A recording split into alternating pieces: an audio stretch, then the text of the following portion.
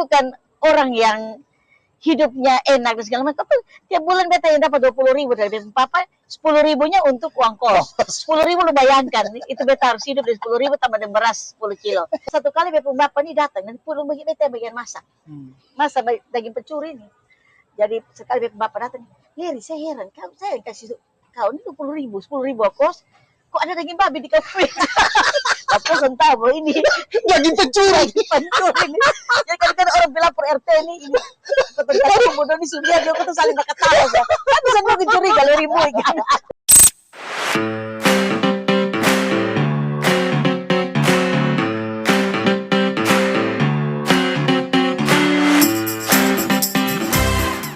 Halo, ketemu lagi di Santai Aja, mari kita omong. Ini hari ini kita ketemu dengan satu ibu yang cukup unik. Namanya tenarnya tuh Salembo atau Sarah Leribuik, Mama Sarah Leribuik. Beta bisa panggil Mama Salembo atau Mama Sarah. Sore, Mak. Sore. Aduh.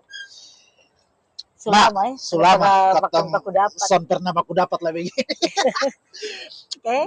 Nah, ini banyak orang yang mau tanya-tanya tentang Mama. Beberapa yang beta posting, dong ada titip pesan. Tapi ada satu pertanyaan pertama yang beta langsung jadikan pertanyaan pertama. Oke. Atau nanti di tengah-tengah. Tapi ini paling penting. Mental apa yang mau pakai sampai bisa saya berani ini? Kecil, minta maaf tapi pendek, bukan mau fisik, tapi secara fisiknya kecil, pendek, tapi suaranya tuh terlalu cium. Iya, apa ya? Ala bisa karena biasa. Itu satu. Yang pertama adalah biasanya manusia-manusia banyak sih, bukan Sarah Leribuik saja. Banyak teman-teman juga bekerja dalam diam dan cara dia mengekspresikan keberaniannya kan beda-beda. Nah, kalau saya mungkin karena punya kultur yang dulunya itu kan jujur saja saya ini kan besar di Rote dengan kekeluargaan yang cukup banyak. Jadi ini mulu rote maksudnya? Bukan sekedar mulut rote, tapi mungkin karena keluarga kami adalah keluarga yang cukup familiar satu dengan yang lain, cukup baku sayang satu yang lain. Di rumah beta tuh di Rote itu hampir 20-an orang tinggal. Ketika saya masih SMP, dari SD SMP. Karena bepung bapak dan mama kan guru. Jadi semua keluarga dari kampung itu kalau datang sekolah di Baak, dulu sekolah di kampung belum ada yang SMP. Betul. Jadi semua tinggal di rumah. Itu kadang-kadang itu ketemu makan cukup hanya satu hari itu 2 kali makan. Begitu banyaknya orang. Udah tahu sendiri Umbu dulu transportasi Kupang Rote itu sulitnya minta ampun. Perahu kayu. Dan orang tua itu terima gaji itu 3-4 bulan buat terima sekali. Jadi utang sepenuh pantat baru ini. Jadi ketong tuh dilatih untuk bisa sensitif dan bagaimana membantu orang tua untuk bisa semua keluarga di dalam rumah itu punya akses yang sama. Dapat makan, dapat minum dan segala macam. Kadang-kadang ketong pulang tuh hanya makan kuah ada nasi putih. Ataupun nasi putih ketong campurin bawang merah kita irisin, taruhin cuka ya. Itu udah jadi tekanan-tekanan itu membuat ketong harus bisa berani. Oh, kita harus bisa terdorong untuk lepas dari kemiskinan. Bagaimana kita keluar dari masalah itu. Nah, itu yang saya mulai belajar tentang apa itu kemiskinan struktural waktu itu. Kemiskinan struktural. Iya. Bagaimana infrastruktur tidak bisa ini, gaji guru sulit sekali didapat pada waktu lama baru bisa dapat. Ketemu orang tua nanti 3-4 bulan terima gaji itu hanya tutup di toko. Toko yang dulu bepung mama punya namanya toko Anugrah. Jadi kalau ketemu selewat ini aci pas lihat ini anu sudah tambah utang. Itu yang membuat beta harus lebih baik dari bepung mama dan papa. Nah, untuk dapat lebih baik itu memang pengalaman itu paling penting dan bagaimana kita melawan itu. Ya kita belajar dari itu, keberanian itu. Beta coba di waktu sekolah di Baat selalu melawan bepung bapak dalam beberapa hal. Dia cukup. Ini sudah bermaksud untuk ajak yang lain melawan orang tua atau? Dia cukup kalau kita bilang di militeristik, semua dia. Pokoknya selalu dia ikat pinggang. Otoriter lah. Otoriter. Dia tuh biasanya potong dapat hantar dengan kopel rim. Ganggu dengan tetangga, jam tidur siang tidak tidur, kopel rim kalau suruh begini, potong sudah dipulang salah-salah. Tapi beta selalu melawan itu. Di dalam ketemu kakak adik ada 7 orang, beta anak yang paling melawan. Anaknya? beta anak kedua. Dari 7 bersaudara, 2 laki-laki dan 5 perempuan. Jadi itu yang membuat beta selalu tampil untuk buat perlawanan jika beta rasa tidak adil. Bapak sedih lawan apalagi. Beta bapak, kalau beta mama bisa berani lawan, kan beta mama itu orang diam dan selalu mengajak beta untuk bagaimana rekonsiliasi, bagaimana damai dan selalu menegur beta, itu sudah baik kalau lawan bapak gitu-gituan.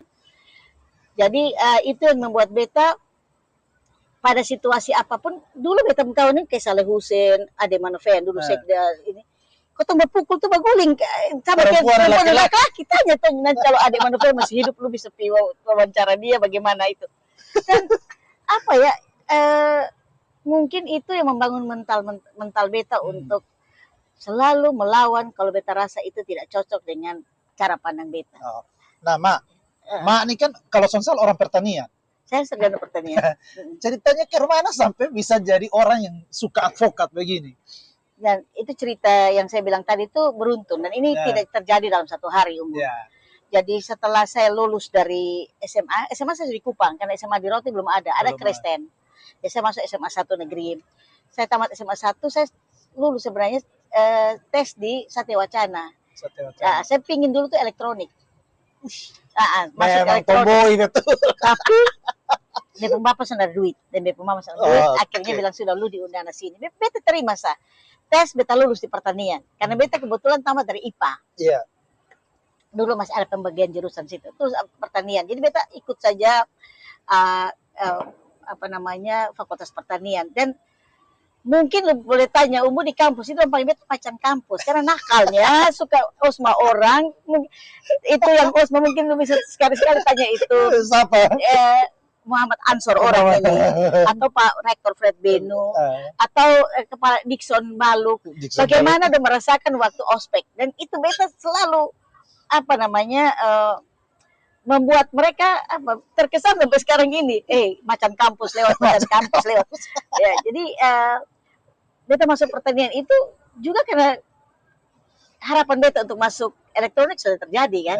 Jadi sudahlah masuk pertanian, dan luar biasa, walaupun 4 tahun setengah, hampir 5 tahun baru sarjana. Baru sarjana jujur dengan nilai pas-pasan, karena kadang-kadang pi kuliah, kadang-kadang sonde. Beta kuliah itu tinggal dengan saudara semua, tidak pernah ini. Jadi terakhir kali waktu semester 7 ya, 6-7 undana kampus baru. Kebetulan kita angkatan pertama, kita angkatan kedua, jadi angkatan 1 dan kedua yang pindah duluan ke kita pertanian, yang pindah ke kampus baru. Nah, situlah baru kita mulai kos, karena dulu bukan ke sekarang kok semua ojek online segala macam. Dulu ya kita mesti kadang-kadang beta jalan kaki dari beta di Oisapa, jalan kaki ke kampus. Jadi beta ini bukan orang yang hidupnya enak dan segala macam. Tiap bulan beta yang dapat 20.000 dari beta papa, 10.000-nya untuk uang kos. 10.000 lu bayangkan, itu beta harus hidup dari 10.000 tambah dengan beras 10 kilo. Tapi ya karena beta di situ biasanya bergaul dengan teman-teman situ, beta tidak pernah susah. Kemudian beta pun kerja dari satu kos ke sekolah, makan apa bagi lauk sini. Jadi sudah terbiasa dengan hidup susah. Jadi tips ini nih kau ternyata dari dulu. Jadi sampai kau pikir kata ternyata beta punya teman satu di kos. Dia sekarang masih nakan keras, namanya Yos. Beta lupa dia farm apa, tapi dia itu orang Manggarai. Nah beta tuh paling malas beras susah dikit, uang lauk sana ada. Beta tiap kali ini anak Yos ini tiap kali di kampus, dia akan masak di nasi duluan. Dia masak nasi. Beta kebetulan tinggal di Pak Abe Night di Oisapa. Dan itu anggap beta ke dompu adik ini sendiri lah. Jadi kotong semua ada 5 kamar kos itu. Kotong 5 kamar kos itu. 5 kamar kos itu ini terisi. Terisi dan beta dianggap beta yang paling dekat dengan orang pajikannya nih, tuan kos nih. Nah tiap kali pagi teman-teman yang 4 lain itu ke kampus sudah masak duluan.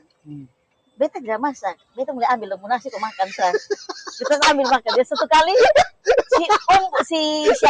si teman saya nih, si Yos tuh nak ke trans provinsi, tanya dia pulang datang gini, dia tanya ibu kos, Ibu Ida, Saya heran, tiap hari saya pun nasi ini seperti ada yang angkat Logat manggarai. mau mengerai bersambung. Soalnya mungkin tikus dong kau ini. Karena dia ambil sendiri.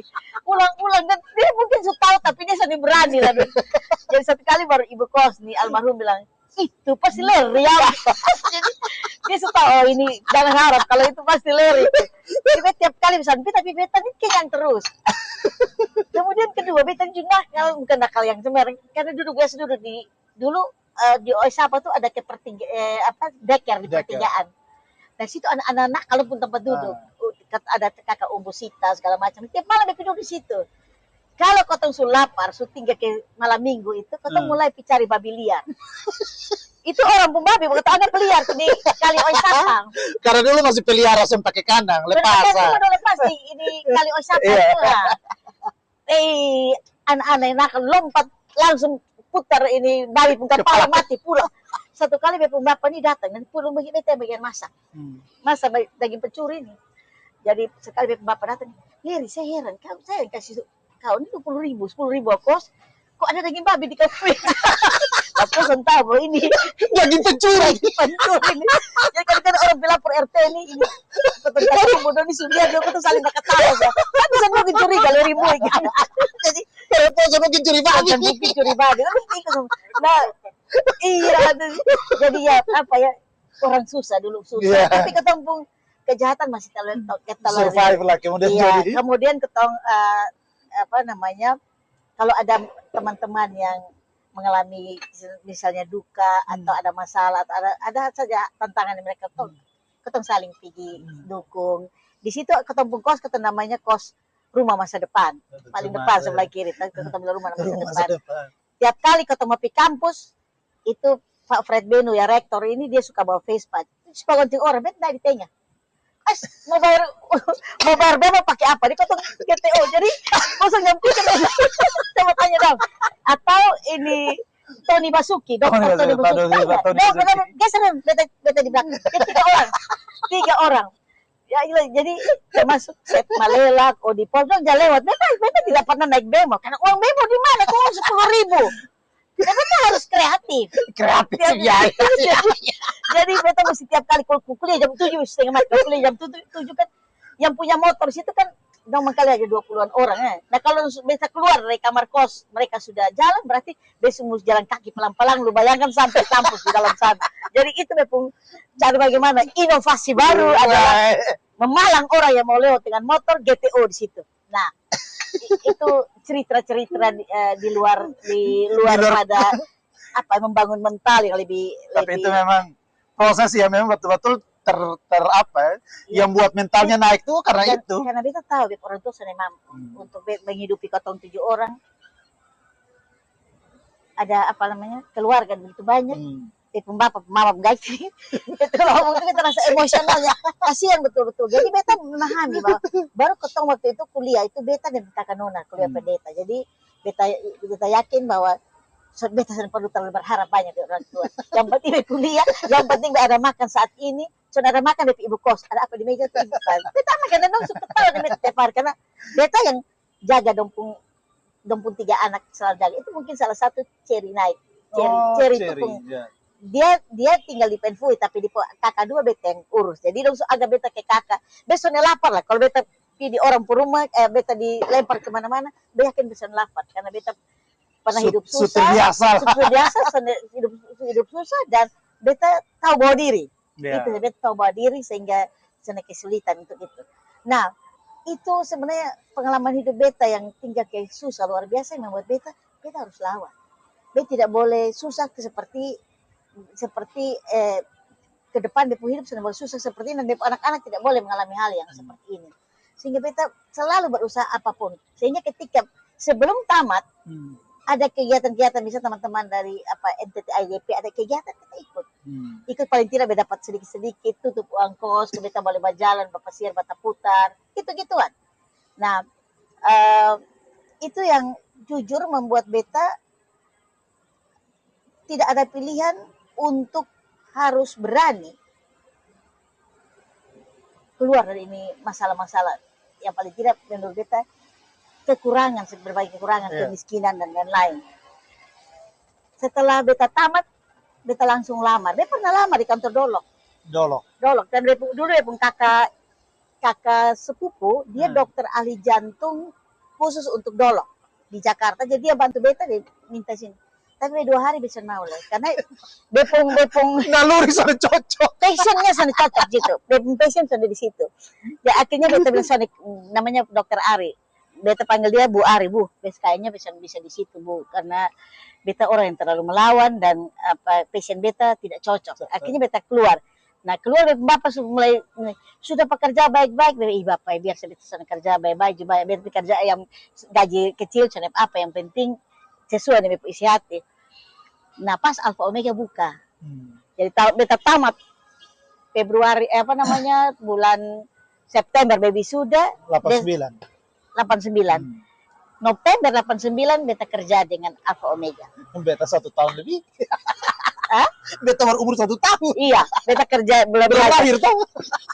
Dan itu yang walaupun Alfa Omega itu dulu masih banyak tentang pendekatan yang ya bukan developmentalis ya, kalau kita bilang masih karitatif banyak ya.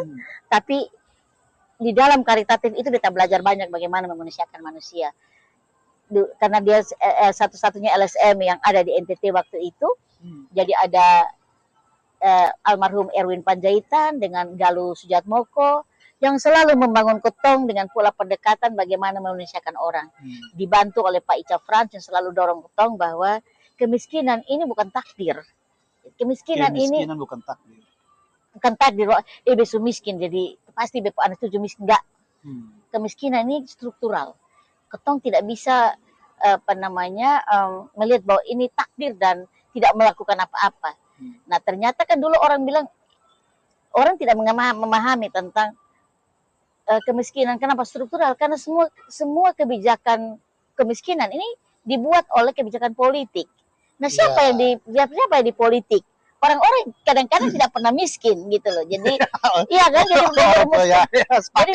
dia merumuskan kebijakan yang menguntungkan dia, bukan menguntungkan orang yang diwakili misalnya. Karena kebijakan politik itu ada di jantung politik, itu ada di legislatif ya. Nah, itu membuat beta mulai belajar. Beta tamat dari Undana, beta belajar di situ. Beta 5 tahun di Alfa Omega.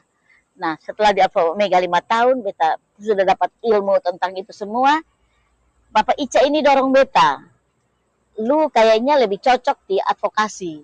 Akhirnya beta dengan Bapak Ica ketemu dulu bentuk yang namanya LBH Cinta Damai.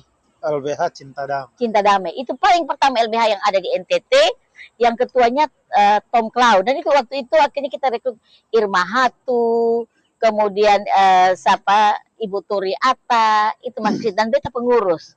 Nah, tapi lama-lama ketua LBH ini meninggal, Pak Tom Cloud. Kemudian ya mulai goyang dan ya akses pendanaan juga masih agak sulit. Akhirnya teman-teman itu meninggalkan apa. Nah, di tahun 96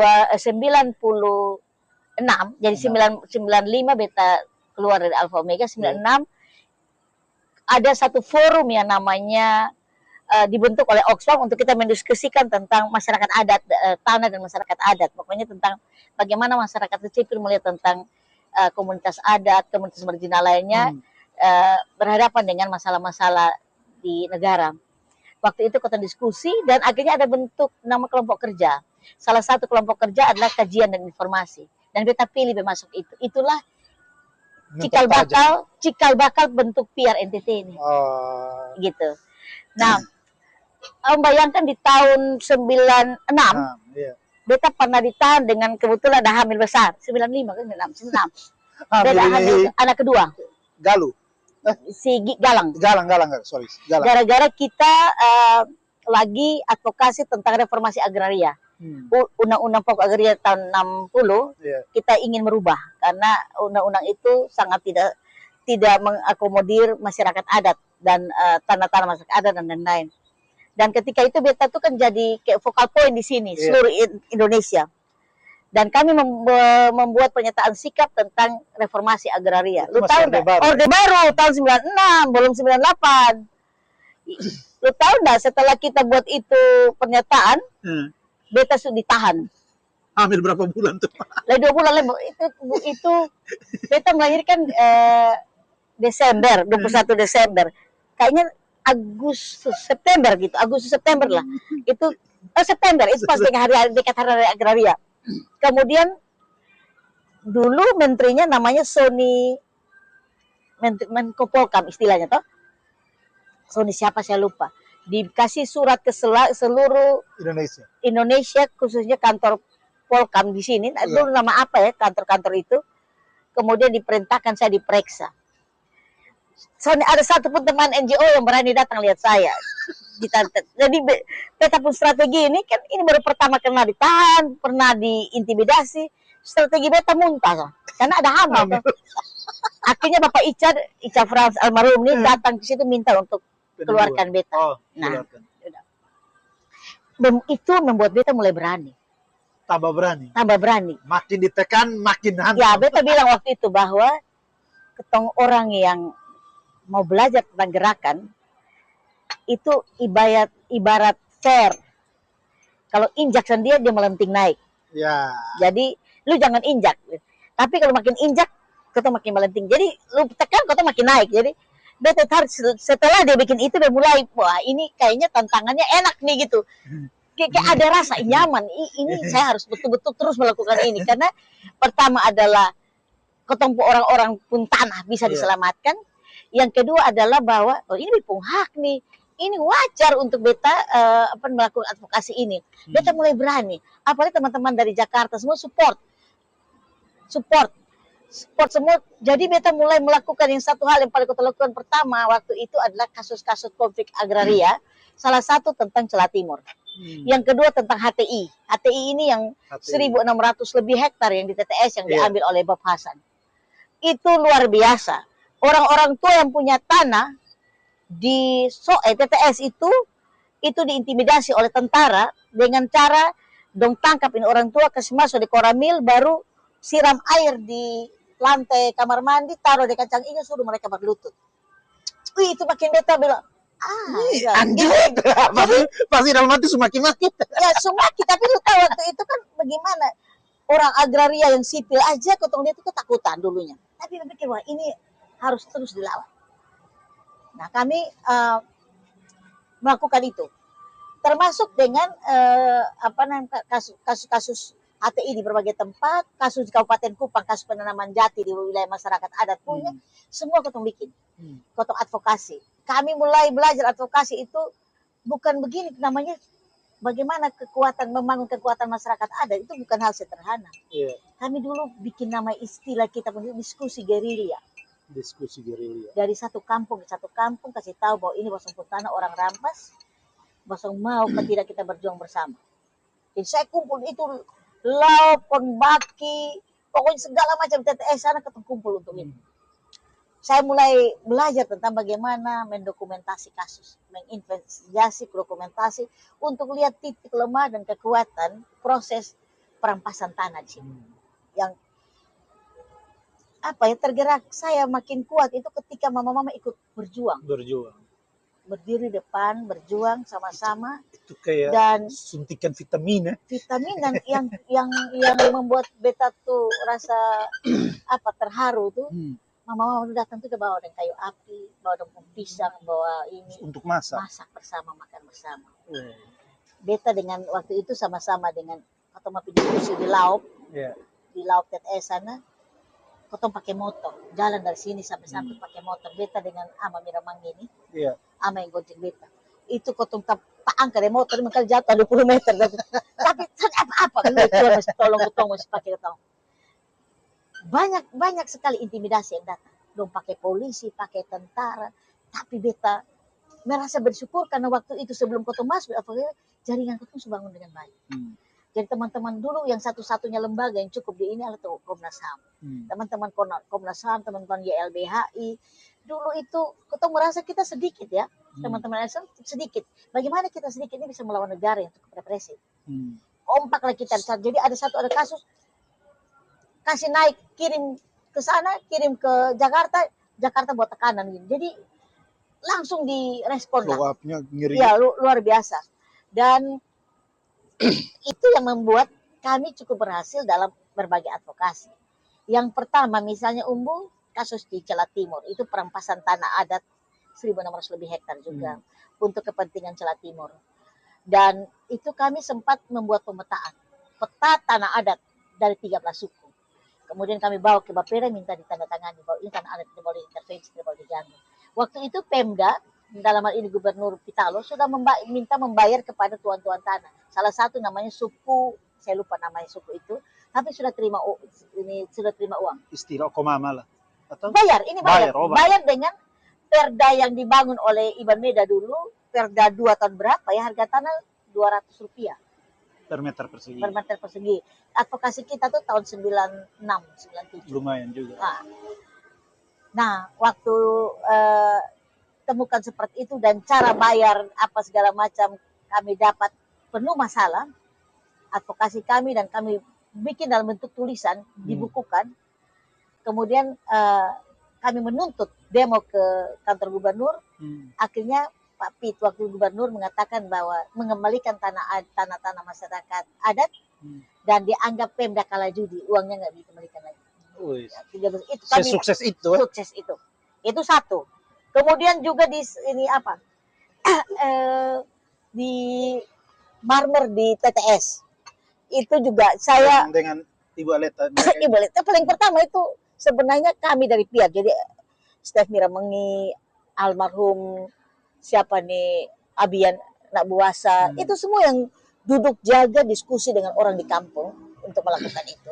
Sejarah awalnya memang teman-teman dengan masyarakat adat, tapi sejarah awalnya adalah teman-teman PIAR dan termasuk SSP kita, Sanggar Suara Perempuan. Sanggar Suara Perempuan. Okay. Ibu Mela, Ibu Rambu. Ya, mereka punya lembaga teman-teman dan dulu ada namanya Haumeni. Jadi kami bersama-sama dengan masyarakat sana melakukan advokasi itu dan akhirnya Pak Pitalo mencabut SK tambang di situ. Berhasilnya kita itu bukan di kita dan masyarakat saja, gereja ikut berperan. Jadi waktu itu saya sangat simpatik dengan Ketua Sinode Pak Fobia. Pak Fobia waktu itu bagaimana mendukung. Kami datang menjelaskan tentang kasus ini dan Pak Fobia cukup marah. Wah, ini berarti umat saya ini disingkirkan dari sumber daya alam dia. Dan Pak Fobia bilang, kalian bikin pernyataan pers, saya yang tanda tangan. Kami bikin pernyataan. Segitunya Pak Fobia waktu itu. Jadi saya pikir itu memang gereja berperan luar biasa dalam melihat kemiskinan struktural ini buat negara. Dia membuat itu, menandatangani itu, dan dia pernyataan pers kami bagi kemana-mana. 2 hari kemudian Pitalo menyatakan mencabut SK tambang yang ada di Nausus. Nausus di TTS. Demikian pun dengan kasus HTI yang dari TTU dan TTS TTU. Kalau teman-teman biasa lihat sampai di Polen, itu ada rumah, itu Inutan di Jawa Timur itu. Itu punyanya Bob Hasan yang kelola ini semua. Saya pernah didatangin tentara, polisi dan itu sampai rumah saya. Dan ada waktu itu upaya untuk bagaimana menyogok kami. Saya tidak mau. Berapa waktu itu? Bukan sedikit. Demi Tuhan, tidak sedikit. Kalau kami mau terima, kami waktu itu suka ya.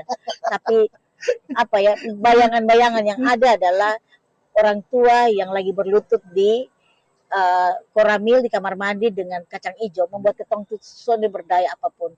Kami merasa bahwa ini memberi semangat ketong bahwa kotong pun tanah, kenapa kotong yang dihukum gitu. Jadi teruslah ketong advokat. Dan jujur, tidak ada LSM waktu itu yang berani. Tidak ada waktu itu. Masih Orde Baru tuh. Masih Orde Baru. Belum 98 loh. Itu masih Orde Baru luar biasa. Dan saya pasang dada. Saya bilang teman-teman, yang penting kita tidak pernah melakukan sesuatu hal yang berdampak pada pidana. Sehingga kita teman-teman tidak dijadikan alat teror. Jadi teman-teman berjuang benar-benar berjuang karena hak asasi manusia, berjuang dengan menginternalisasi nilai HAM di dalam kita penjarakan.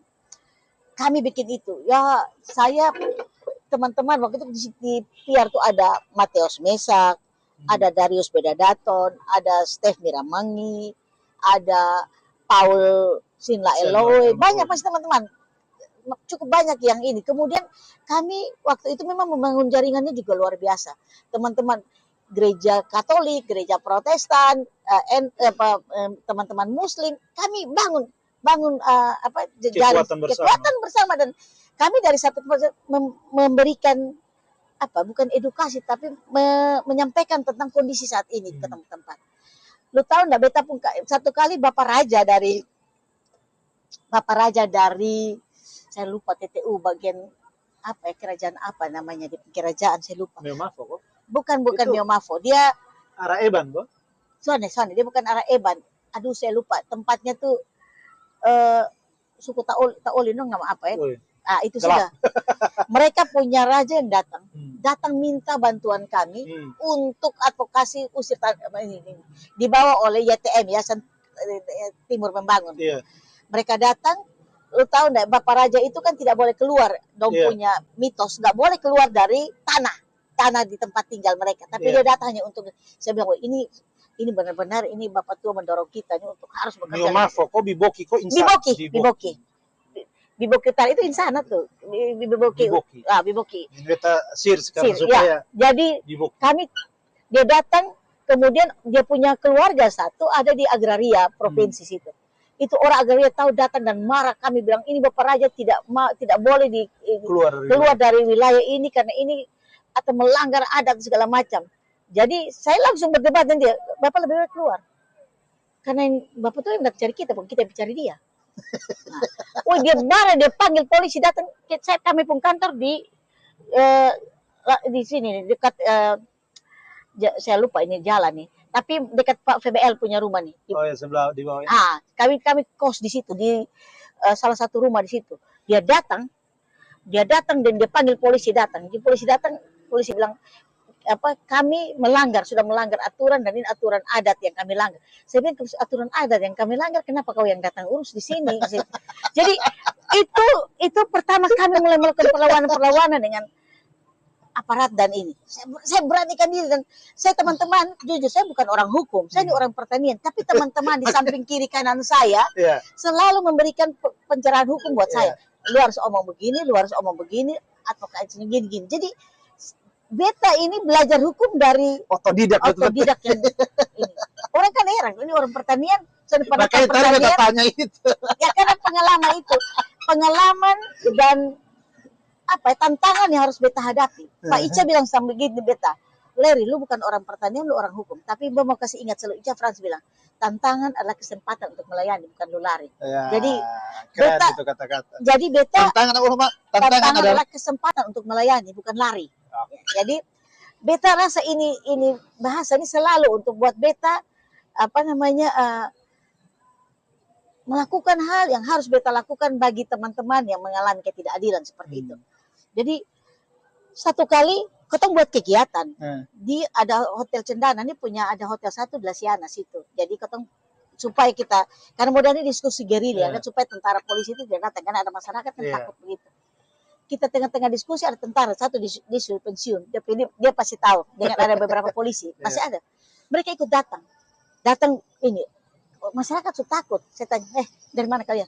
Tanya mereka kalau mereka saya lucu kan, Intel mengaku Intel, kami dari Intel polisi, kemudian satu kami mau keluar, kalau tidak dia angkat ini, keluar sini sekarang. Saya selalu mengusir para Intel yang datang untuk, kan bagaimana masyarakat bisa mengungkapkan pendapat kalau ada intelijen di situ. Jadi setiap kali kalau umpama saya sudah tahu ini orang ini bukan orang internal, saya usir. Dan itu seringkali kalau ada kegiatan begitu, ada orang-orang kepala kasat Intelnya macam-macam suka telepon ke saya. Bu, ada kegiatan ya, mau datang Intel ya, nanti aku kasih rekaman aja asli, nggak usah datang ke sini deh. Jadi gitu-gituan, mereka udah tahu tentang sikun. Orang pikiran ditempuh seperti tadi Umbu tanya, kok berani? Ya saya dilatih untuk harus berani. Dan ternyata yang bikin kita takut adalah rasa kita yang takut itu sendiri. Jadi beta selalu buang. Ini falsafah Munir yang ajar ke beta. Yang bikin lu takut itu adalah lu rasa takut. Jadi buang itu rasa takut untuk menghadapi segala macam. Ini belajar dari Munir ketika beta melakukan advokasi yang waktu itu polisi bakar tahanan di Rote. Dan beta terintimidasi. Waktu itu Kapoldanya Pak Jiki Uli. Dapat kasus itu dia langsung lempar ke Munir, Munir langsung telepon Kapolri, langsung buka itu, dong kaget setengah mati bahwa bisa yang di lapangan satu pendeta yang kasih beta. Iya. Lu tahu itu pendeta penamat, jangan ngomongin supaya dia bisa kerja lebih. Jadi mereka kasih ke saya bongkar itu semua, akhirnya pelaku apanya ininya diproses. Terus karena membakar tahanan. Jadi gitu-gitulah keberanian beta muncul karena beta tidak mungkin lari dari tantangan. Beta harus layani tantangan, membuat beta, ya ini harus beta lawan. Bro, ingat jangan pernah lari dari tantangan. Apalagi lari dari kesepakatan. Tantangan itu kesempatan untuk melayani. Itu komitmen ketong untuk itu. Dan mungkin juga Umbu selama beradvokasi, ketong teman-teman di PIAR, semua yang tamat dari PIAR, yang keluar juga dari PIAR, itu semua jadi orang-orang yang luar biasa. Karena ketong memang mereka ditempa dengan berbagai situasi. Di PIAR itu ketong belajar anti-developmentalis, anti korupsi, dan anti hegemoni, anti kekerasan. Jadi ketong misalnya waktu bongkar kasus korupsi, mereka bilang kita bongkar pertama kali perempuan yang melawan tentang korupsi di Kota Kupang itu PIAR. Dan itu bukan LSM laki-laki, teman-teman perempuan yang melakukan perlawanan terhadap wali kota lama waktu itu. Kami bongkar korupsi, dana korupsi di Kota Kupang, kontingensi yang 3,5 M, dan itu sampai saya dihantam oleh Pak Yono Salian duluan, yang ngancam saya 3 kali 24 jam Sarah Rimbuik tidak minta maaf, maka kami akan melaporkan ke polisi. Saya balas, saya di Jakarta, saya pergi cari perlindungan juga, karena waktu zaman itu kan gimana, saya ancam dengan itu, saya bilang 1 kali 24 jam kalau kau tidak tersangka, potong saya penjara. Ternyata dia tidak tersangka, ada tersangka tapi terlindungi lah. Bukan, tidak dikeluarkan. Jadi itu menarik nih. Jadi sebelum ini dibuat, saya dengan teman-teman wartawan tuh hidup di kantor saya di PIAR. Mereka hidup karena tahu itu sumber berita yang paling hot itu nanti dari PIAR. Kita bongkar kasus korupsi, dan dulu karena ketakutan orang luar biasa, PIAR di Lalamantik waktu itu sudah pindah dari jalan sini pindah ke Lalamantik. Itu orang seringkali tidak berani melaporkan kita secara resmi. Orang menulis dalam satu amplop, lempar ke halaman surat kaleng gitu. Tapi di dalamnya datanya lengkap. Informasi tapi tidak langsung. Iya, tidak langsung. Lengkap. Takut. Jadi tiap hari itu teman-teman datang pagi, saya bilang, coba lihat kiri kanan untuk lihat. Betul, orang akan lempar banyak sekali informasi. Korupsi. Karena waktu itu medsos ada. Kalau medsos ada gampang. Jadi semua wartawan tuh tahu. Ibu hari ini berita apa lah, duduk ketemu. Jadi gitu-gitu diskusi dengan mereka terjadi. Nah, termasuk dengan kasus kontingensi ini. Saya ceritanya lucu. Saya dan Jamie Almnifu, wartawan ini, dulu dia di Timex. Kami mempertanyakan tentang laporan kasus kami dana kontingensi korupsi Kota Kupang itu sampai di mana. Nah, dulu Aspitsusnya itu sangat pro anti korupsi. Sangat. Jadi dia tuh dan kita tuh ini satu kali waktu kami datang, kan kami pernah demo, tutup ini kantor kejaksaan tinggi, pakai palang, kita subawa dengan kayu 2, tulis itu, kantor ini milik koruptor. Karena benar, foto masih ada. Benar. Terus? Jadi, kalau begini, semua orang datang kan, kemudian, karena belum juga menetapkan tersangka. Ya, 2 hari kemudian saya dan Jamie ini pergi diskusi dengan Aspitsus. Tengah-tengah diskusi, Aspitsus itu dipanggil oleh Kejati. Terpanggil oleh Kejati, kemudian Aspitsus meninggalkan mapnya di meja. Si Jamie ini kita bongkar-bongkar ini map di meja. Ternyata ada kertas warna merah dan kuning menyatakan bahwa Sekdan tersangka. Oh, Jamie langsung foto. Itu kita udah foto dulu kan, foto yang blitz dan foto. Oh, memang Jamie ini kuat sudah. Jadi sudah keluar di luar, kemudian kan Pak dulu Kejatinya nih Pak, nama siapa saya lupa, dia ancam saya. Mau bawa parang, mau pokoknya gitu-gitu, ancam saya. Kan heboh. Saya dan Jamie kan pegang ini. Oh, sudah. Pak Aspitsus datang, ketemu diam-diam saya sudah bercerita, Pak Aspitsus, aduh saya kesal, katanya nggak boleh tersangka gini-gini. Padahal kan tahu tersangka, foto ambil. Nah, dong menyatakan tidak tersangka, ketua keluar ini. Dong kaget. Kaget setengah mati, masih sudah di Jakarta. Jadi waktu itu, saya itu sebelum keluar. Kemudian si Yonas ancam saya bahwa 3 kali 24 jam belum keluar. Saya bilang, 1 kali 24 jam langsung tersangka, ini lepungnya ini. Langsung ke Jati ini, kaget minta ampun karena kota semuanya itu. Waktu Kapolresnya Agus nama siapa, saya lupa namanya. Kaget setengah mati karena sudah tersangka. Dong sudah tahu, yang tahu ketong duluan. Ini. Padahal curi Dari dalam salah tanda dokumen. petik. Tapi itu bukan curi, itu kreatif untuk mendapatkan data. Ini kata kreatif ini hanya aktivis saja yang bisa pakai.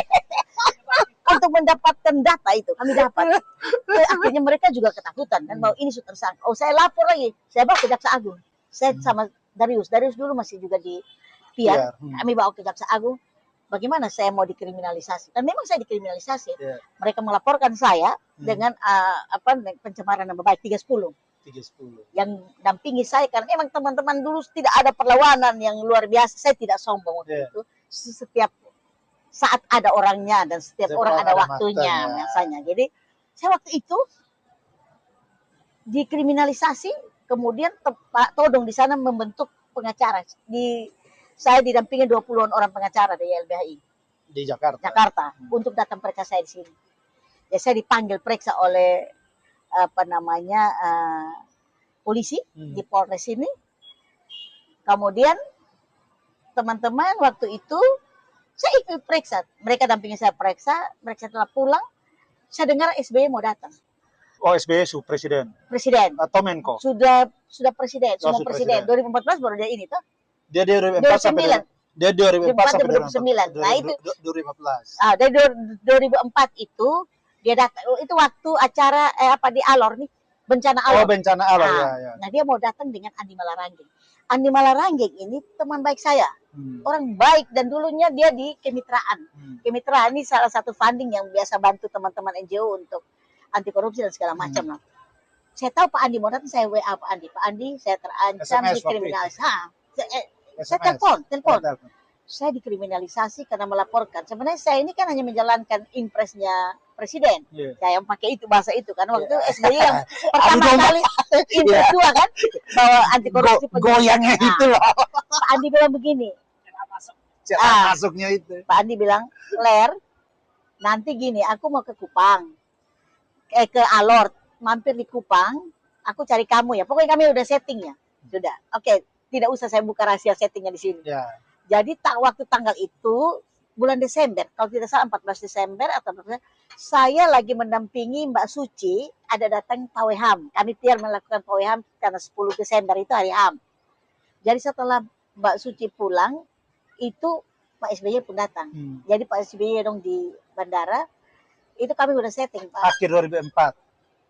Akhir atau mungkin lah. Pokoknya dia baru mulai jadi itu.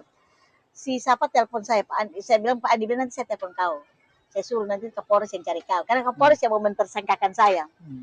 Jadi tengah-tengah itu Pak Andi suruh saya WA Pak Andi, SMS kasih tahu, sudah Pak Andi, Ler, aku ada suruh ke Polres cari kau ya. Oke. Jadi saya mulai, lu mesti kerja. Makan hati waktu itu. Jadi Pak Kapolres cari Sarah Lerimbuik. Nah, beta juga sebenarnya suka akan cari, beta di bandara. Dan beta kemana-mana Nusantara selalu celana pendek. Itu identitas beta. Jadi, ini polisi sudah tahu celana pendek sana. Jadi, dompi cari sama beta. Ibu, ada dicari Pak Andi Malarangi. Pak Andi Malarangi ada datang. Persis tahu nih. Ada datang. Iya, ada datang. Sudah. Kalau begitu masih sama-sama. Saya pilih, Pak Andi. Saya pakai calon saya masuk. Selamat siang Pak Andi. Sini Ler. Di muka situ ada wali kota, ada Yonas Saleh, ada sekretaris Sekda. Semua lengkap dan tidak karena ada presiden. Langsung Pak Andi peluk saya, Pak SBY, ini Sarah Lerimbuik yang lagi membongkar kasus korupsi wali kota Kupang. Lumayan di muka. Beta hanya bilang begini, Pak SBY, saya heran ketika saya menindaklanjutin impres yang Bapak buat tentang anti korupsi, saya dikriminalisasi, padahal saya pembukti lengkap. Coba dong Pak Kapolres mana? Nah, gitu lah. Stop ya, nggak boleh saya gitu. Ini mulai itu tidak ada kriminalisasi buat saya. Itulah kalau kotong advokasi, kotong pun jaringan kita bantu backup politik secara baik, jaringan kuat dan masyarakat mendapatkan isunya, jadi common issue, jadi isu bersama dan dia paham tentang masalah yang kita advokasi, pasti kotong didukung. Jadi bukan saya yang kuat, bukan saya yang berani, tapi beta didukung oleh masyarakat yang paham secara politik, paham secara ekonomi, paham berbagai hukum yang dilakukan oleh teman-teman masyarakat sipil ketika melakukan edukasi buat mereka. Jadi itu intinya. Kalau advokasi, kita berani berjalan sampai saat ini dengan berbagai strategi dan kreativitas, beta rasa kita akan berhasil. Teman-teman sekarang ini, beta mungkin dari dulu ya, tapi sekarang beberapa waktu belakangan orang pikir PR itu tenggelam. Dan memang kita ada Paul yang kami mengalami masalah kedukaan dan segala macam sehingga ya timbul tenggelam. Tapi tetap kami melakukan advokasi-advokasi yang sifatnya struktural. Jadi kalau misalnya tentara pukul rakyat atau tentara atau polisi rampas tanah rakyat, pasti ketong duduk di situ, ketong ada di situ. Ataupun misalnya sekarang lebih ramai tentang kekerasan sipil yang dilakukan oleh secara struktural oleh aparatur, itu pasti biar tetap ada. Kami punya komitmen itu bahwa kita tidak bisa membiarkan masyarakat sendiri. Sebelum masyarakat edukasi, tetap ketong dampingi. Sekarang ini misalnya kami laporkan tentang kasus penelantaran yang banyak dilakukan oleh aparat polisi terhadap istrinya. Kami dampingi. Saya bongkar dan saya kapan waktu itu minta ketemu dengan dialog. Ketemu katanya dengan korban dah.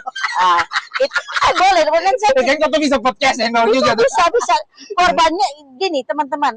Advokasi PR bukan PR berdiri di depan. Advokasi PR modelnya adalah pemberdayaan. Jadi setiap kali kalau advokasi, saya minta misalnya ada keluarga korban, ada korban. Saya minta keluarga harus ikut terus. Supaya kalau PR tidak bisa mendampingi, harus tahu cara advokasi. Jadi bukan pengacara yang kita cari duit, cari bukan itu. Kita bukan di situ. Kita lagi lebih pada bagaimana memberdayakan masyarakat untuk tahu beradvokasi untuk diri dan lingkungan. Jadi selalu saja tidak pernah beta jalan pergi sendiri untuk melakukan advokasi besar, tapi membawa masyarakat atau publik yang merasa itu, yang tertarik dengan itu, agar mereka ke depan bisa melakukan advokasi sendiri ketika gerakan ketong atau kita yang ini sudah tidak berdaya lagi. Itu intinya. Intinya di situ. Nah, Mak, katanya cerita banyak nih. Beta mau kembali ke belakang sedikit sama Mak, pikir ke mana? Kok itu hari hamil protes kok bisa masuk sel? Itu kalian masih terus. Itu pikir. Beta bilang bahwa beta salah satu yang dianalisis waktu itu adalah beta tahu kenapa kotong miskin dan dulu kotong sulit sekali bisa dapat tanah dan segala macam. Ini undang-undang nih mengkali ini. Nah gitu. Jadi mau kurang lebih gitu. Iya, begini ya. Jadi belajar tentang reformasi agraria. Begini. Brengsek dong nih. Jadi saya tuh hamil-hamil loh. Hamil-hamil itu keliling di tempat untuk kasih tahu bahwa ini reformasi agraria mesti Galang Desember lahir 21 Desember. September masuk sel. September saya masuk sel dengan perut 8 sempat bulan. bermalam toh? Atau berapa malam? Sore sampai malam. Dari pagi sampai sore. Kemudian kadang Papa Ica datang keluar, besok lagi menghadap. Jadi wajib lapor. Wajib lapor. Wajib lapor. Tapi action mual-mualnya tetap jalan. Action memang itu skenario ya. Kecerdikannya dimainkan di situ. Bermanfaat. Ini bukan eksploitasi politik tubuh atau kondisi kehamilan untuk kepentingan pembahas, bukan. Tapi ini strategi bagaimana membodohi para pengambil kebijakan. Itu bagian dari kecerdikan lah. Ya kaget. Orang advokasi itu selalu ada ide cerdas. Kalau tidak ada ide cerdas, lu akan mati dan kalah terus. Iyalah. Kata seberapa menit dan nanti kata sampai ini nanti ini kami baru masuk ini. Nah, satu lema. Makan sempat di politik tuh. Tapi sepertinya terlalu idealis kok apa kok kayak ya teman-teman kotong sudah bisa ingkari. Mungkin kalau teman-teman bisa lihat di track record selama beta di DPD, teman-teman bisa tahu bagaimana ya beta kerja luar biasa. Dan lu tahu bahwa beta lawan di dalam DPD itu luar biasa. Beta begini, waktu itu misalnya saya contohkan salah satu kasus tentang Wilfrieda Soik. Kita DPD itu 4 orang. Dan yang aneh, ketika bersuara tentang Wilfrieda Soik, 3 yang lain tidak bersuara. Tidak merasa bahwa itu bagian dari masalah. Beta cukup sedih sampai bebawa pada paripurna. Hmm. Yang bantu beta waktu itu hanyalah Rike dia Pitaloka, teman-teman migran care Anis yang sekarang ketua Komnas HAM. Kemudian satu nona dari Papua dan Ibu mungkin Magdalena yang DPR dulu, dia wakil ketua DPR Gerindra di Belu. Yeah. Itu yang beta, karena kebetulan Wilfrieda ini dari Belu dulu, belum ini ya. Jadi datang, beta bawa itu paripurna, ada juga yang peduli. Akhirnya beta dibikin forum dengan DPR, dengan Rike bilang, Kak kita harus advokasi bersama ini, tidak bisa lu sendiri. Bilang, iya beta memang butuh itu karena di dalam lingkungan DPD sendiri itu tidak banyak mendukung. Tapi saya bersyukur ketika saya ini ketua DPD yang waktu itu Irman Gusman, panggil saya secara pribadi. Lu serius? Saya serius, karena ini saya pegang mandatnya mereka, saya bilang gitu. Yeah. Pak Irman membantu saya tiket dan segala macam untuk datang urus dan ketemu orang tua di sini, orang tuanya Wilfrieda, dan saya berangkat dengan Ibu Magdalena dengan teman yang Papua itu, sama Ibu siapa Rike dia dan Anis Hidayah berangkat mengawali sidang. Saya tiap minggu tuh demo di Bundaran HI untuk kasus itu, nggak ada yang lain. Saya merasa itu, saya bilang solidaritas kita tuh mungkin kalau kita menuntut hak kita, tapi ketika orang lain bermasalah yang memberikan manfaat pada kita, itu Pak Presiden sekarang juga terlibat Pak Prabowo kasus Pak Ibu. Saya nggak tahu dia terlibat waktu di ini, tapi saya tidak pernah tahu dia terlibat waktu advokasi pendampingan. Tapi waktu di acara sidang dia ada. Oh ya. Jadi saya tidak pernah tahu itu dia terlibat karena merasa bahwa ini masalah atau gimana, saya tidak tahu. Yeah. Nah, tapi itu salah satu contoh. Itu salah satu nih. Yang kedua, teman-teman, saya kan orang reformasi agraria. Jadi setiap kali teman-teman reformasi ini dari kelompok agraria itu datang untuk demo, jujur di dalam ruangan saya di DPD, kami masing-masing punya ruangan. Saya suka tuh, saya punya celana jeans dengan jas. Jadi kalau mau sidang saya buka itu ame jas kau pakai. Kan saya tinggal dekat dengan ini. Dan kalau teman-teman ada demo, saya ikut. Saya ikut demo. Tanya aja, saya dulu turun ikut demo sampai saya dapat teguran dari ada badan kehormatan, ditegur karena saya melakukan perlawanan demo dari luar. Saya bilang bagaimana, saya bukan demo dari luar, saya demo bersama. Demo bersama karena sebenarnya harusnya kita bahas di kelembagaan untuk menyelesaikan masalah tuh teman-teman lepas. Jadi saya pikir lebih baik saya demo bersama mereka untuk DPR, karena DPD saya tidak dapat banyak yang bisa diperbaiki gitu. Jadi mungkin saya bukan terlalu ideal, tapi mungkin negara itu tidak banyak butuh orang yang ideal. Dia butuh tuh penjilat. Jadi itu yang bisa lolos dan punya kemampuan banyak. Mungkin pemilih Donika, saat orang terpilih, dong datang beramai-ramai. Tapi saat orang berjuang, dong butuh yang bayar dong. Mungkin. Ya mungkin seringkali orang bilang kalau lu mau ikut politik ada 3 tas yang harus tahu: fasilitas, kapasitas, isi tas. Nah kalau itu 3 lu tidak punya, lu jangan terlalu berharap banyak. Maupun dari 3 ini yang mana? Saya yakin saya punya kapasitas. Oke. Fasilitas adalah. Fasilitas juga minim. Iya, tapi adalah. Isi tas nih yang kan bahaya. Kawan-kawan banyak. Jadi fasilitasnya kan kemana saja kan? Kemana bisa lah. Bisa. Tapi isi tas nih. Isi tasnya tuh nanti Tuhan tolong. Nanti Tuhan tolong. Dan ya saya kadang-kadang tuh pikir-pikir bagaimana membangun hubungan politik antara saya dan pemegang mandat. Itu kadang-kadang saya pikir sulitnya juga luar biasa, tidak sesederhana. Saya mendampingi banyak keluarga bisa korban, baik itu contoh saya di Liba tuh anak-anak yang dipukul sampai masuk ini saya yang kasih keluar sana. Tapi giliran pilih pilih saya kan. Jadi itu jangan diharapkan. Lu mesti pegang dompet. Mesti banyak pegang dompet. Tapi itu apa, Ma? Itu sepertinya kayak kawan ini kan sama juga, Ma. Jadi tapi ada 2, Ma, kan bantu orang habis. Tapi kemudian orang itu sudah terpilih. Tapi itu kan bagian dari jiwa advokasi. Ya, saya bukan. Tapi ada yang bantu habis orang terpilih tapi sudah dilihat balik. Ya, makanya saya bukan soal bangkit-bangkit. Saya tidak ada, karena dari dulu saya orang jalanan yang kerja saya bukan untuk saya harus kerja untuk dong dan saya harus jadi ini, harus dipilih Iya. gitu loh.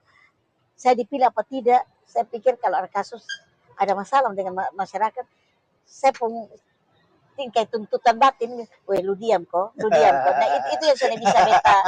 Walaupun itu orang itu jahat sekali dengan kita pun, tapi kalau dia bermasalah dengan masalah hukum yang notabene adalah dia disalahin atau dikriminalisasi, beta rasa itu tanggung jawab moral beta untuk harus tetap mendampingi. Jadi beta banyak sekali orang begitu. Jadi sudahlah, kok beta hidup ini untuk sujanji dari awal bilang hidup untuk orang dan sekarang kok beta bangkit gitu. Itu aja yang beta. Makanya itu biar sudah ada apa-apapun, sudah punya apa-apapun, paling tidak beta semangat, beta tetap dampingi, datang dimanapun beta datang. Ini jangan bosan-bosan, kotong ajak diskusi. Karena setelah ini kotong mau per item kasus itu, kotong mau bahas. Jadi, nah satu lagi mak. TPPO itu saya punya banyak masalah, makanya itu kenapa saya tuntutkan di TPPO yang saya minta dia turun itu, saya punya data semua itu lengkap. Malah teman-teman Tempo pernah bawa data itu dan berhasil untuk kampanyekan kasus ini. TPPO. Saya mulai dapat mereka direkrut dan dikasih tinggal di kandang ayam apa semua, tidak dikasih pelatihan, kemudian kirim ke Malaysia mereka bermasalah, ada semua. Saya punya dokumen-dokumen itu yang apa secara baik dan maka itu tarung. Ada satu kata petarung ini. Ya kita harus bertarung. Ya. Advokasi itu soal kalah menang. Dan ingat, lu kerja itu buat rakyat bukan untuk lu sendiri. Ya, kepuasan batin. Iya, bukan gini, kadang-kadang apa ya, ketok aktivis mau terasa menonjol dengan itu. Padahal yang menonjolkan masyarakat yang merasa dampaknya itu yang perlu ketong ini. Ketong kadang-kadang salah mengartikan advokasi. Jadi kalau makanya beberapa istilah advokasi itu kalah menang. Kalau lu kalah ya malu, tapi dari lu kalah kasihan dampingannya. Saya pada satu saat pernah kritik tentang kotong advokasi minta masyarakat oke, berkorban bersama, betul berkorban bersama. Tapi lu ingat kita di sini ini bukan buruh pabrik. Di sini ini buruh petani. Kalau sampai ini hari pi tepung ladang dan sawah, kita bisa makan minum. Betul. Berkota mobilisasi dong dengan misalnya 3-4 hari, ayo makan minum apa? Jadi jangan aktivis mau tapi diskusi bersama dan ambil keputusan bersama. Itu inti dari sebuah advokasi. Karena yang lu melakukan advokasi itu pemberdayaan. Untuk kalah menang ini. Kalau menang dong paham, kalau kalah pun dong paham. Kenapa dong kalah? Itu inti dari advokasi. Begitu, Bu. Jadi kapan berhenti? Maut memisahkan atau selama lu hidup tantangan itu tidak pernah berhenti. Dan dulu jangan berharap bahwa besok tua. Kadang-kadang orang pikir ini ganti generasi lagi. Saya bukan soal mau supaya kotong itu terus bukan, tapi kotong tetap tidak bisa mengingkari ada masalah di depan kita dan kotong biasa tergerak kalau ada itu. Jadi kalau orang bilang itu ada berhenti, dia pikir itu orang itu memang sedang mau hidup lah.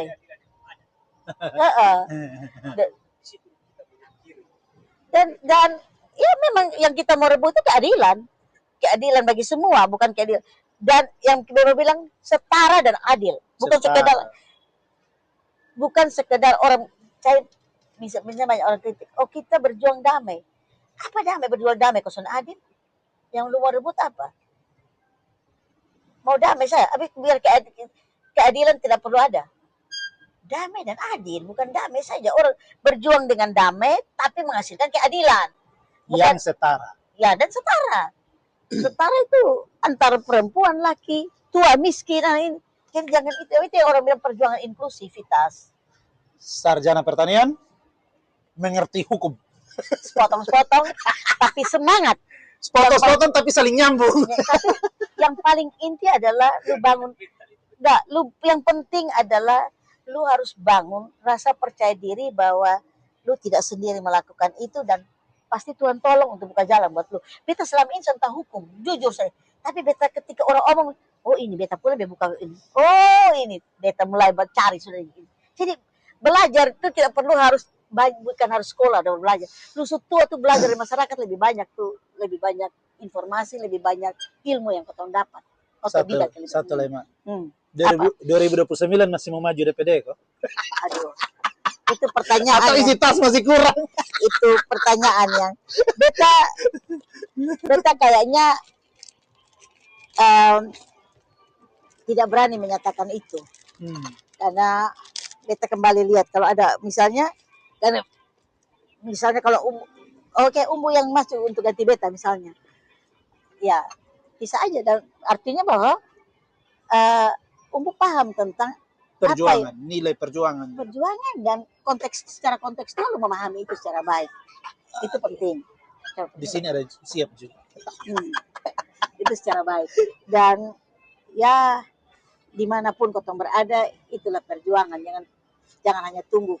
Jadi, bisa bilang tadi, jadi kosongnya jadi, kita tetap orang jalanan, politisi jalanan yang terus mau mendampingi siapapun yang mengalami masalah. Itu aja. Siap, Mak.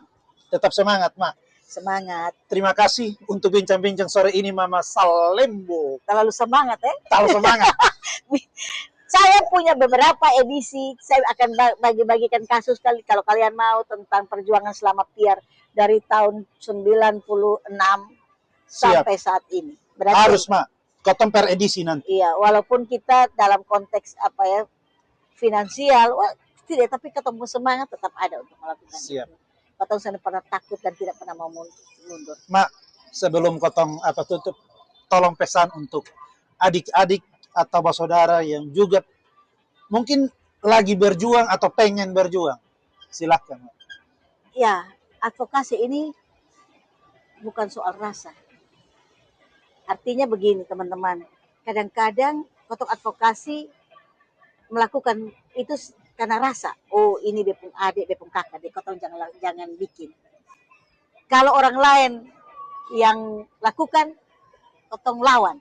Tapi kalau keluarga sendiri yang lakukan, kotong diam atau kakek. Itu bukan advokasi. Jadi kita minta teman-teman kalau mau advokasi, jangan advokasi karena rasa, tapi karena idealisme mau melakukan itu untuk orang banyak. Itu aja. Itu aja. Oke teman-teman, sekian dengan edisi pertama. Beta yakin ini edisi pertama karena Mama Tua lagi banyak sekali tangani kasus dan kotong pasti butuh untuk kotong diskusi terus untuk supaya ke depan jauh lebih baik. Kotong akan backup Mama secara kecil ini, kotong akan backup lah. Waktu backup. Sebenarnya misalnya pengalaman bagaimana saya di KPPHAM Timur Leste melakukan investigasi penggalian kuburan massal dan menemukan jujur saja saya menemukan saksi nyambung dengan korban dan pelaku. Itu tahun berapa, Mak? 99 2000. Jadi kasus 99 2000 Januari kita. Potong lanjut sedikit dulu. Masih bisa toh? Oh, sudah. Kalau begitu nanti edisi berikut. Saya akan ini. Jadi PPP teman-teman tahu, kemudian kasus-kasus bagaimana kita melihat tentang cara penanganan kasus di polisi, kemudian PR menginisiasi bikin latihan HAM buat serse. Itu menarik luar biasa. Teman-teman. Siap. Oke teman-teman, sekian kotong cerita kita dengan Mama Salembo, Mama Sarah Lerimboy. Kalau ada yang kurang berkenan yang kotong cerita-cerita, bisa kontak kotong untuk kotong baku adu data. Sekian, terima kasih, sampai jumpa. Mari kotong bawa. Terima kasih.